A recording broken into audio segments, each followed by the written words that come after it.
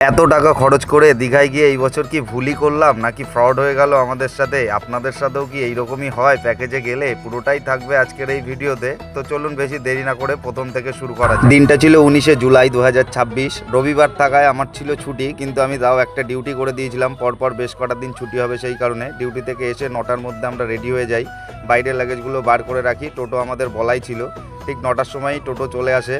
আর এইদিকে মা আদিদেবকে একটু আদর করে দিচ্ছিল। ও বাড়ি থেকে এত দূরে বেশ কয়েকদিনের জন্য যাচ্ছে, এই প্রথম। অবশ্য ওর মামা বাড়ির মামা, দিদা, মাসি, আদিদেবের দাদা, ওনারাও আমাদের সাথেই যাচ্ছেন। আমাদের বাস ছিল রামনগর পঞ্চায়েত থেকে, সন্ন্যাসী বাজারের ওখান থেকে। যেতে যেতে আদিদেবকে আমি দেখাচ্ছিলাম যে তোমার পাপা এখানে ডিউটি করে। তখন অবশ্য দোকান বন্ধ হয়ে গেছিলো। রেলগেট পড়লো ভিন্ন করে, কিছুক্ষণ দাঁড়িয়ে আবার আমরা রওনা হলাম রানাঘাটের উদ্দেশ্যে। গিয়ে দেখলাম দুটো বাস এখানে দাঁড়িয়ে আছে সন্ন্যাসী বাজারে। পেছনের বাসটা ছিল আমাদের। লাগেজগুলো ডিকিতে রেখে উঠে বসে আমরা বাসে চেপেই আদিদেব ওর ক্যালমা দেখানো শুরু করে দিল। সুস্থভাবে ও এক জায়গায় বেশিক্ষণ বসে থাকতে পারে না, ওকে নিয়েই আমাদের যত টেনশন। যাই হোক, বাস রওনা হলো 11:30টার সময়, একটু ডিজে চললো। এরপর কল্যাণীতে বাস কিছু সময় দাঁড়ালো, ড্রাইভাররা নাকি খেতে গিয়েছিল। আমরা বাস থেকে নামলাম আর সোজা বাস তারপরে দাঁড়ালো গিয়ে একদম কোলাঘাটে। তখন আমার চোখে ঘুম। কোলাঘাটে প্রচুর ভিড়, আপনারা সকলেই জানেন, এখানে সকলেই দাঁড়ায়। সকাল 6:30 নাগাদ আমরা পৌঁছে গেলাম একদম দীঘা। ঘুমটা রাতে ভালো হয়নি, কিন্তু জানলা দিয়ে যখন দীঘার এই সমুদ্রটা দেখলাম তখন মনটা একদম জুড়িয়ে গেল। আর এরপরেই আমরা রুমে চলে গেছিলাম। রুমে গিয়ে ড্রেস চেঞ্জ না করেই আমরা কিন্তু বেরিয়ে পড়ি। তো আমরা এখন যাচ্ছি সমুদ্রে। বাবা কোথায় যাচ্ছ? সমুদ্রে যাচ্ছি, স্নানটা করে আসি।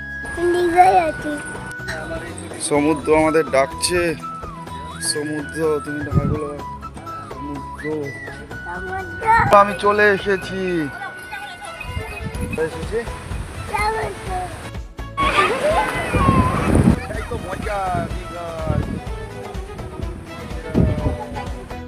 এখন আমরা অবশ্য স্নান করতে আসিনি, জাস্ট একটু পাটা ভেজাতে এসেছি। কিন্তু আদিদেবের তার মধ্যে এক স্নান হয়েই গেছিল। জলও প্রচণ্ড ভালোবাসে। রুমে এসে ড্রেসটা চেঞ্জ করে বেরিয়ে গেছিলাম একটু বাজারের উদ্দেশ্যে। কিছু কেনাকাটার ছিল। আমি আর আমার গিন্নি আর শালিকা চলে গেছিলাম বাজারে। বাজার থেকে কেনাকাটা সেরে ছাদে এসে একটা রিলস বানালাম। আর এরপর দুপুরবেলা খাওয়ার টাইম হয়ে গেছিলো। আজকের মেনুতে ছিল সর্ষে ইলিশ এবং বিকেলের জন্য কিছু মাছ টাছ ভেজে রাখছিল এরা। আমরা প্যাকেজে এসেছিলাম, আপনাদের বলি, আমরা এসেছিলাম 2700 টাকা করে, 2700 টাকা করে 3 বেলা খাওয়া দাওয়া সহ রুম ভাড়া দিয়ে।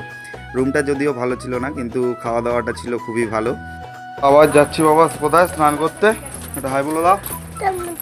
ওকে, ওই 4:30 নাগাদ আমরা চলে গেছিলাম সমুদ্রের একদম বিচে, ওল্ড দীঘায়। এখানে স্নান করার জন্য আমরা এসেছিলাম। আর আদিদেব তো কতক্ষণে জলে নামবে, ও আমার হাত ছেড়ে ছেড়ে জলে চলে যেতে চাইছে। আমি বললাম বাবা তুমি আমার কাছে আসো, আমার কোলে আসো, আমি তোমায় নিয়ে স্নান করব। ও এত জল ভালোবাসে আপনাদের আমি বলে বোঝাতে পারবো না। বাড়িতে ছোট্ট ওর একটা বাথটব আছে, ও সেটাতে স্নান করতে বসলেই ও জল ছেড়ে উঠতে চায় না। আর সমুদ্রে এত জলরাশির মধ্যে ও যে কতটা খুশি হয়েছিল। আর ও কি করবে ও ভেবেই কুল পাচ্ছে না যে ও কিভাবে স্নান করবে। ও লাফাচ্ছে ও সকলের সাথে, আর বারবার ঢেউটাকে ও ধরার চেষ্টা করছে। এরপরে আমরাও একটুখানি স্নান করে নিলাম। স্নান বলতে এখানে তো খুব বেশি স্নান করা যায় না, এখানে বসেই থাকতে হয়। অল্প একটু স্নান করেই আমরা রুমে চলে গেছিলাম সন্ধ্যেবেলায়। তারপরে আবার বিচে আসি।